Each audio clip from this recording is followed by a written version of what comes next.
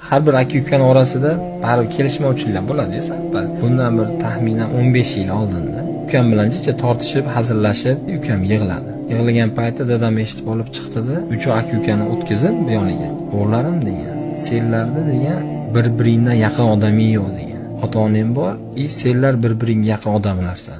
Bir-biringni hech qachon ranjitishmang. Bir-biring uchun doim joningni beradigan bo'lishgan deb 15 yil oldin aytgan. Bu narsani ora-orada yana bir qandaydir o'tirib qolganimizda aytib, shu narsaga biz odatlanganmizda, aka-uka bir-birimizga juda ham mehribonmiz.